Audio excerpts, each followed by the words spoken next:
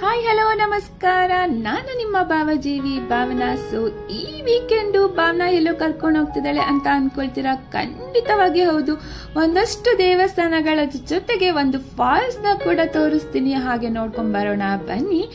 ಈ ದೇವಸ್ಥಾನ ಇರೋದು ಫಸ್ಟ್ ನಾವು ನೋಡಿದಂತಹ ದೇವಸ್ಥಾನ. ಇದು ಮಳವಳ್ಳಿ ತಾಲೂಕಿನಲ್ಲಿರುವಂತಹ ಮತ್ತಿತಾಳೇಶ್ವರ ದೇವಸ್ಥಾನ.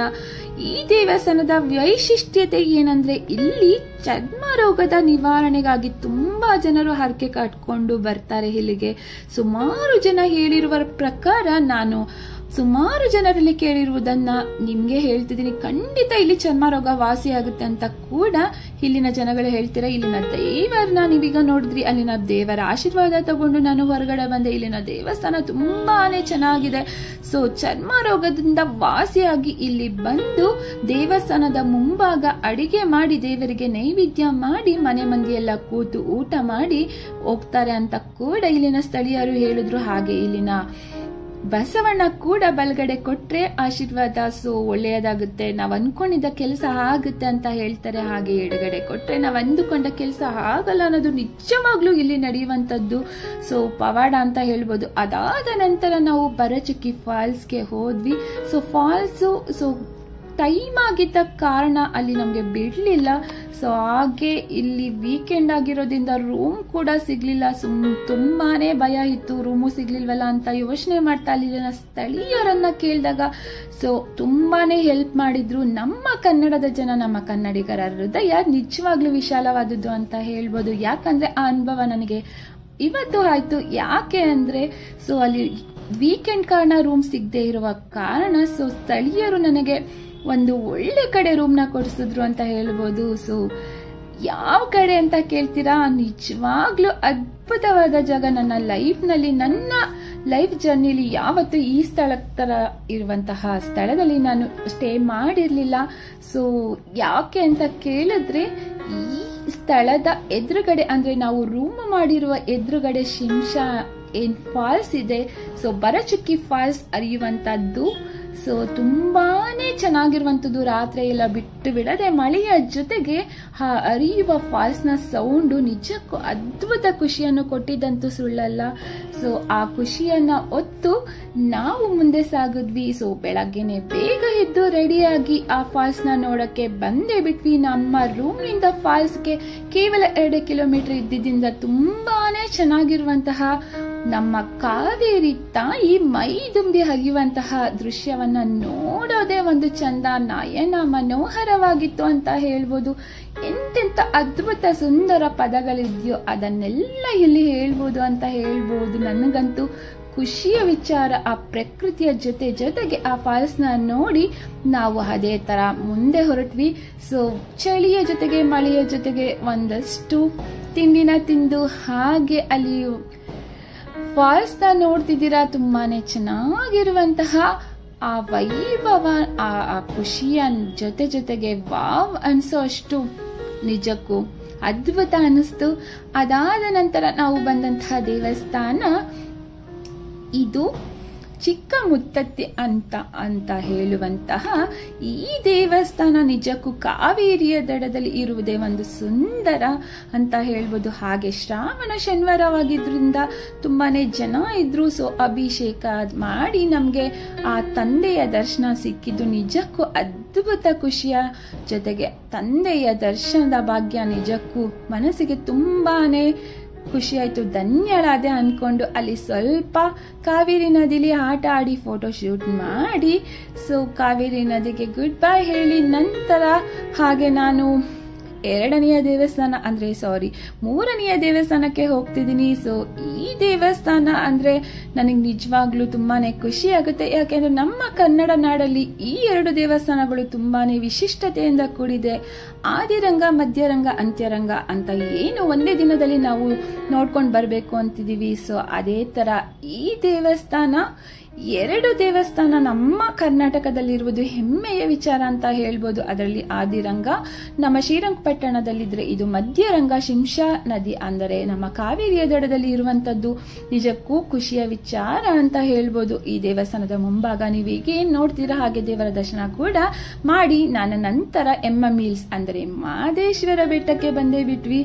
ಸೊ ಹೋಗೆ ಮಾದಪ್ಪ ಅಂತ ಹೇಳ್ತಾ ಈ ಮಾದೇಶ್ವರ ಬೆಟ್ಟವನ್ನ ನೋಡ್ತಿದ್ರೆ ನಿಜಕ್ಕೂ ನನಗೆ ತುಂಬಾನೇ ಖುಷಿ ಆಗುತ್ತೆ. ಯಾಕೆಂದ್ರೆ ಇಲ್ಲಿ ನಾನು ಮುಂಚೆ ಸುಮಾರು ಸಲ ಬಂದಿದ್ರು. ಈಗ ನಾನು ಇತ್ತೀಚೆಗೆ ಮಾದೇಶ್ವರ ಬೆಟ್ಟದಲ್ಲಿ ಟ್ರಕ್ಕಿಂಗಿಗೆ ಅಂತ ಬರ್ತೀನಿ. ತುಂಬಾನೇ ಖುಷಿಯ ವಿಚಾರ ಅಂತ ಹೇಳ್ಬೋದು.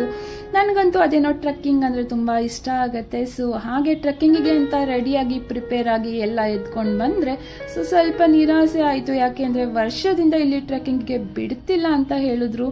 ಸೊ ಬೇಜಾರಾಯ್ತು, ಟ್ರಕ್ಕಿಂಗ್ಗೆ ಬಿಡ್ಲಿಲ್ವಲ್ಲ ಅನ್ನೋ ಒಂದು ಕೋಪದಲ್ಲಿ ಆದ್ರೂ ನೆಕ್ಸ್ಟ್ ಬರೋಣ ಅಂತ ಅನ್ಕೊಂಡು ಆ ಮಾದೇಶ್ವರ ಪ್ರಸಾದವನ್ನ ಸ್ವೀಕರಿಸಿ ನಾನು ಅಲ್ಲಿಂದ ಹೊರಟೆ. ಅಲ್ಲಿಂದ ಹೊರಡ್ಬೇಕಾದ್ರೆ ಹಳೆಯ ವಿಡಿಯೋ ನೋಡ್ತಾ ನಿಮ್ಗೂ ತೋರಿಸ್ಬೇಕು ಅನಿಸ್ತು. ಹಾಗೆ ಹಳೆಯ ವಿಡಿಯೋವನ್ನ ನೀವೀಗ ನೋಡ್ತಿದ್ದೀರಾ. ಸೊ ಮಾದೇಶ್ವರ ಬೆಟ್ಟದ ಮೂಲ ವಿಗ್ರಹ ಇದು ನಾಗಮಲೆಯ ವಿಗ್ರಹ. ತುಂಬಾನೇ ಚೆನ್ನಾಗಿರುವಂತಹ ಪವರ್ಫುಲ್ ದೇವರು ಕೂಡ ಹೌದು. ಇಲ್ಲಿ ಏನಾದ್ರು ಕೇಳ್ಕೊಂಬಂದ್ರೆ ಖಂಡಿತ ಕೂಡ ಇಲ್ಲಿ ಆಗುತ್ತೆ, ನೆರವೇರುತ್ತೆ ಅಂತ ಹೇಳ್ಬೋದು. ನಂತರ ನಾನು ಬಂದಿದ್ದು BR Hills ಅಂದ್ರೆ ಬಿಳಿಗಿರಿ ರಂಗನಾಥ ಸ್ವಾಮಿ ಬೆಟ್ಟ. ನಿಜಕ್ಕೂ ನಂಗೆ ಇಲ್ಲಿ ಅದ್ಭುತ ಖುಷಿ ಅಂತ. ಯಾಕೆ ಅಂದ್ರೆ ಆ ಕಾಡಿನ ಮಧ್ಯೆ ಹೋಗುವುದೇ ನಿಜಕ್ಕೂ ಅದ್ಭುತ ಖುಷಿ ನನಗೆ. ಸೊ ನೀವು ಕೂಡ ಈಗ ನೋಡ್ತಿದ್ದೀರಾ, ನಾವು ರಾತ್ರಿ ತಡವಾಗಿ ಹೋಗಿದ್ರಿಂದ ಸೊ ಲಾಸ್ಟ್ ನಮ್ಗೆ ದರ್ಶನ ಸಿಕ್ಕಿತ್ತು. ವಿಶೇಷ ದರ್ಶನ ಅಂತ ಹೇಳ್ಬೋದು. ಆ ದೇವರ ದರ್ಶನ ನೋಡೋದಕ್ಕೆ ನಿಜವಾಗ್ಲೂ ಪುಣ್ಯ ಮಾಡಿರ್ಬೇಕು ಅಂತ ಹೇಳ್ಬೋದು. ಆ ದೇವರ ಮಧ್ಯದಲ್ಲಿದ್ದ ಸಂಪಿಗೆ ಹೂವು ಹಾಗೂ ಅಣೆಯಲ್ಲಿದ್ದ ನನಗೆ ಭಂಡಾರ ಲಾಸ್ಟ್ ನನಗೆ ಕೊಟ್ಟಿದ್ರ ಆ ದೇವರು ನಿಜಕ್ಕೂ ನಾನು ಧನ್ಯಳಾದೆ ಅಂತ ಅಲ್ಲಿಂದ ನಾನು ವಾಪಸ್ ಬಂದೆ. ಸೊ ಯಾಕೋ ಮನಸ್ಸಿಗೆ ಅಲ್ಲೇ ಇರಬೇಕು ಅಂತ ಅನಿಸಿ ಸೊ ನಾನು ಅವತ್ತು ಅಲ್ಲೇ ಸ್ಟೇ ಮಾಡಿದೆ.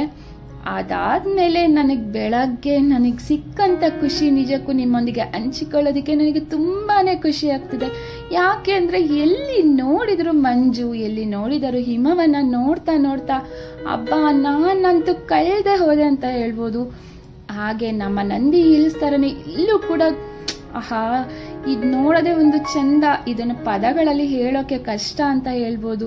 ನಿಜಕ್ಕೂ ಆ ದೇವಸ್ಥಾನಕ್ಕೆ ನಾನೇ ಫಸ್ಟ್ ಹೋಗಿದ್ದು ಇವತ್ತು. ಸೊ ಖುಷಿಯ ವಿಚಾರ. ಸೊ ಸಂಡೇ ತುಂಬಾ ಜನ ಬರ್ತಾರೆ, ಆದ್ರೆ ಮೊದಲಾಗಿ ನಾನು ಹೋಗಿ ನೋಡಿದಂತೂ ನಿಜಕ್ಕೂ ಖುಷಿಯ ವಿಚಾರ. ನಿಮ್ಮೊಂದಿಗೆ ಹಂಚಿಕೊಳ್ಳೋದಿಕ್ಕೆ ನನಗೂ ತುಂಬಾನೇ ಖುಷಿ ಆಗ್ತಿದೆ.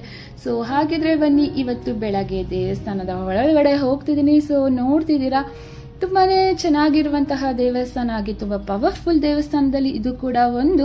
ದೇವಸ್ಥಾನವನ್ನ ಬಿಳಿಯ ಮೋಡಿಗಳು ಅಪ್ಪಿಕೊಂಡಿದ್ದರಿಂದ ಈ ದೇವಸ್ಥಾನಕ್ಕೆ ಬಿಳಿಗಿರಿ ರಂಗನಾಥ ಸ್ವಾಮಿ ದೇವಸ್ಥಾನ ಅಂತ ಕೂಡ ಹೆಸರು ಬಂತು ಅಂತ ಹೇಳ್ತಾರೆ. ಹಾಗೆ ಬ್ರಹ್ಮಾಂಡ ಪುರಾಣದಲ್ಲಿ ಈ ಬೆಟ್ಟವನ್ನು ದಕ್ಷಿಣದ ತಿರುಪತಿ ಅಂತ ಕೂಡ ಕರೆಯಲಾಗಿತ್ತು ಅಂತ ಹೇಳ್ತಾರೆ. ಹಾಗೆ ಇಲ್ಲಿನ ಇತಿಹಾಸ ಏನಪ್ಪಾ ಅಂದ್ರೆ, ಬ್ರಹ್ಮಪುತ್ರರಾದಂತಹ ವಸಿಷ್ಠ ಮಹರ್ಷಿಗಳು ವಿಶ್ವಾಮಿತ್ರರ ಕೋಪದಿಂದ ಶಾಪಗ್ರಸ್ತರಾಗಿ ತನ್ನ ಪುತ್ರರನ್ನೆಲ್ಲ ಕಳೆದುಕೊಳ್ಳುತ್ತಾರಂತೆ. ಅನಂತರ ಸಂತಾನ ಅಪೇಕ್ಷೆಯಿಂದ ಕಾವೇರಿ ನದಿಯ ದಕ್ಷಿಣದಲ್ಲಿರುವ ಬಿಳಿಗಿರಿ ರಂಗನಾಥ ಕ್ಷೇತ್ರಕ್ಕೆ ಬಂದು ಔದುಂಬರ ವೃಕ್ಷದ ಕೆಳಗೆ ಶ್ರೀನಿವಾಸ ಮೂರ್ತಿಯನ್ನ ಪ್ರತಿಷ್ಠಾಪಿಸಿ ತಪಸ್ಸು ಮಾಡಿದಾಗ ಆ ಭಕ್ತಿಗೆ ಮೆಚ್ಚಿದ ಶ್ರೀನಿವಾಸ ಮೂರ್ತಿಗಳು ಇಲ್ಲಿ ಪ್ರತ್ಯಕ್ಷರಾಗಿ ಅವರಿಗೆ ಶಕ್ತಿ ಎನ್ನುವ ಒಬ್ಬ ಮಗರನ್ನ ದಯಪಾಲಿಸುತ್ತಾರಂತೆ. ಆ ಮಗ ಈ ಶಕ್ತಿಯ ಸಂತತಿಯೇ ಮಹಾಭಾರತದ ಕಾವ್ಯವನ್ನು ಬರೆದ ವ್ಯಾಸ ಮಹರ್ಷಿಗಳು ಅಂತ ಕೂಡ ಇಲ್ಲಿನ ಇತಿಹಾಸ ಹೇಳುತ್ತೆ. ಹಾಗೆ ಇಲ್ಲಿನ ನೆಕ್ಸ್ಟ್ ನಾವು ನೋಡಿದಂತಹದ್ದು, ಇಲ್ಲಿಂದ 18 ಕಿಮಿ ದೂರದಲ್ಲಿರುವ ಕೇಗುಡಿ ಎಂಬ ಸ್ಥಳದಲ್ಲಿ ಸಫಾರಿ ಕೂಡ ಇದೆ. ಹಾಗೆ ನೀವು ಅದನ್ನ ನೋಡಿ ಹಾಗೆ ಇಲ್ಲಿನ ಹತ್ತಿರದಲ್ಲಿರುವಂತಹ ಹಿಮವದ್ ಗೋಪಾಲ ಸ್ವಾಮಿ ಬೆಟ್ಟವನ್ನ ಕೂಡ ನೋಡಿ ಹಿಂತಿರುಗಬಹುದು. ಹಾಗೆ ನಂತರ ಈ ದೇವಸ್ಥಾನ ಇರೋದು ಬೆಂಗಳೂರಿಂದ 250 ಕಿಲೋಮೀಟರ್, ಹಾಗೆ ಮೈಸೂರಿಂದ 120 ಕಿಲೋಮೀಟರ್ ದೂರದಲ್ಲಿರುವಂತಹ ಚಾಮರಾಜನಗರದಲ್ಲಿರುವಂತಹ ಯಳಂದೂರು ತಾಲೂಕಿನಲ್ಲಿರುವಂತಹ BR Hills ಎಂದೇ ಹೆಸರುವಾಸಿಯಾಗಿರುವಂತಹ ಸಮುದ್ರ ಮಟ್ಟದಿಂದ 1700 ಮೀಟರ್ ಎತ್ತರದಲ್ಲಿರುವಂತಹ ಈ ದೇವಸ್ಥಾನ ಒಂದು ಅದ್ಭುತ ಖುಷಿಯನ್ನ ಕೊಡ್ತು. ನನಗಂತೂ ಪ್ರಕೃತಿಯ ಸೌಂದರ್ಯ ಜೊತೆಗೆ ದೇವರ ದರ್ಶನವೂ ಕೂಡ ಸಂತೃಪ್ತ ಭಾವದಿಂದ ಆಯ್ತು ಅಂತ ಹೇಳ್ಬೋದು. ಸೊ ಹಾಗೆ ಈ ತರ ವಿಡಿಯೋಗಳಿಗಾಗಿ ನನ್ನ ಚಾನಲ್ ಅನ್ನ ಸಬ್ಸ್ಕ್ರೈಬ್ ಮಾಡಿ, ಶೇರ್ ಮಾಡಿ ಅಂತ ಕೇಳ್ತಾ, ಹಾಗೆ ಪ್ರೋತ್ಸಾಹಿಸಿ ಅಂತ ಕೂಡ ಕೇಳ್ಕೊತೀನಿ.